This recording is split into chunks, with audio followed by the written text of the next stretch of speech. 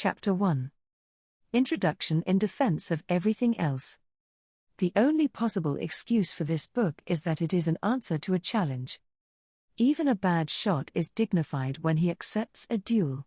When some time ago I published a series of hasty but sincere papers, under the name of Heretics, several critics for whose intellect I have a warm respect, I may mention specially Mr. G.S. Street, said that it was all very well for me to tell everybody to affirm his cosmic theory, but that I had carefully avoided supporting my precepts with example.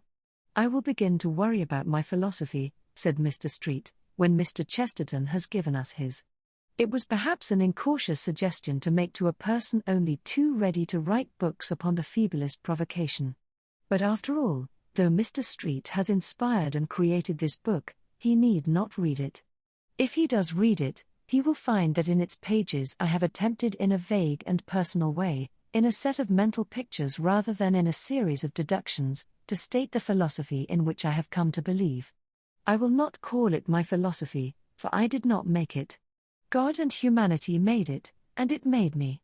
I have often had a fancy for writing a romance about an English yachtsman who slightly miscalculated his course and discovered England under the impression that it was a new island in the South Seas. I always find, however, that I am either too busy or too lazy to write this fine work, so I may as well give it away for the purposes of philosophical illustration. There will probably be a general impression that the man who landed, armed to the teeth and talking by signs, to plant the British flag on that barbaric temple which turned out to be the Pavilion at Brighton, felt rather a fool.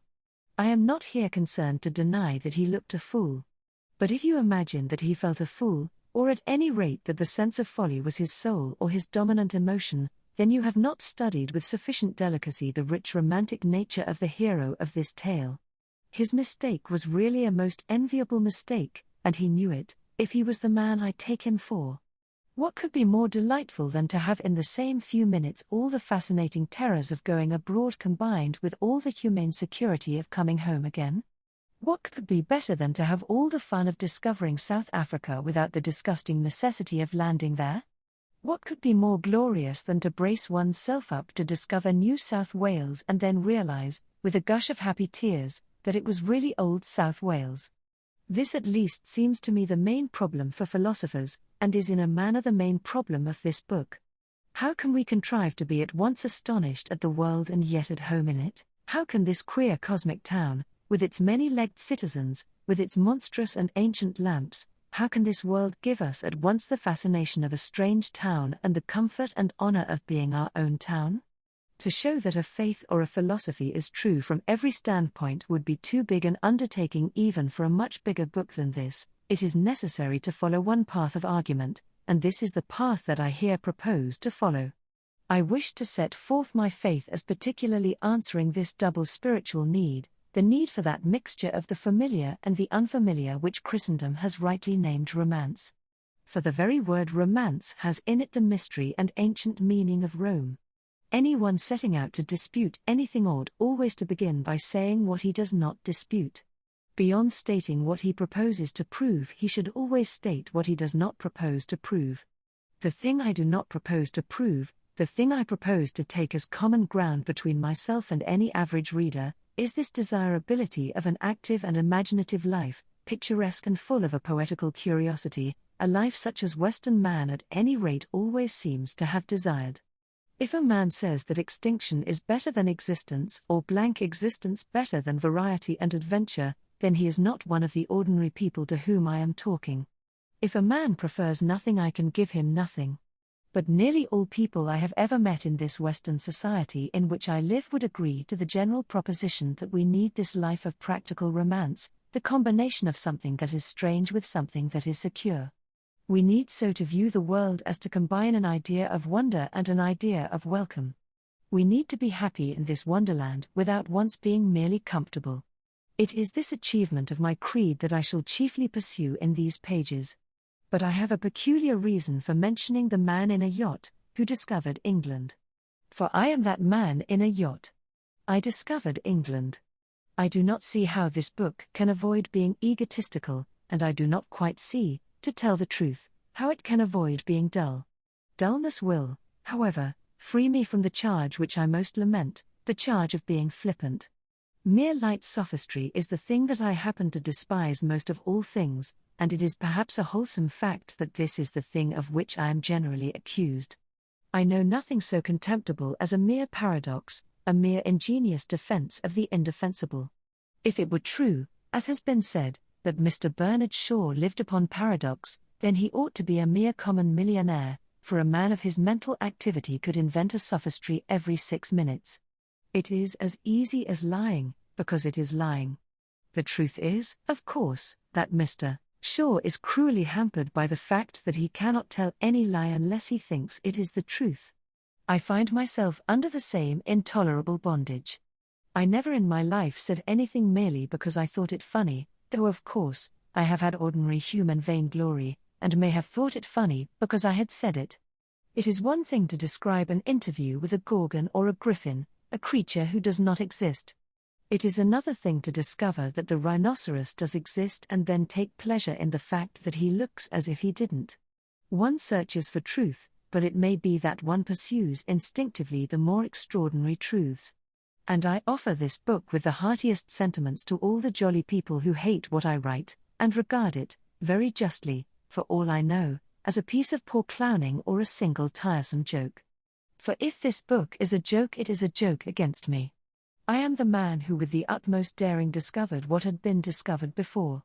If there is an element of farce in what follows, the farce is at my own expense, for this book explains how I fancied I was the first to set foot in Brighton and then found I was the last. It recounts my elephantine adventures in pursuit of the obvious. No one can think my case more ludicrous than I think it myself. No reader can accuse me here of trying to make a fool of him. I am the fool of this story, and no rebel shall hurl me from my throne. I freely confess all the idiotic ambitions of the end of the 19th century. I did, like all other solemn little boys, try to be in advance of the age. Like them I tried to be some 10 minutes in advance of the truth. And I found that I was 1800 years behind it. I did strain my voice with a painfully juvenile exaggeration in uttering my truths. And I was punished in the fittest and funniest way, for I have kept my truths, but I have discovered, not that they were not truths, but simply that they were not mine. When I fancied that I stood alone, I was really in the ridiculous position of being backed up by all Christendom. It may be, heaven forgive me, that I did try to be original, but I only succeeded in inventing all by myself an inferior copy of the existing traditions of civilized religion. The man from the yacht thought he was the first to find England. I thought I was the first to find Europe. I did try to found a heresy of my own, and when I had put the last touches to it, I discovered that it was orthodoxy. It may be that somebody will be entertained by the account of this happy fiasco. It might amuse a friend or an enemy to read how I gradually learnt from the truth of some stray legend or from the falsehood of some dominant philosophy, things that I might have learnt from my catechism if I had ever learnt it. There may or may not be some entertainment in reading how I found at last in an anarchist club or a Babylonian temple what I might have found in the nearest parish church.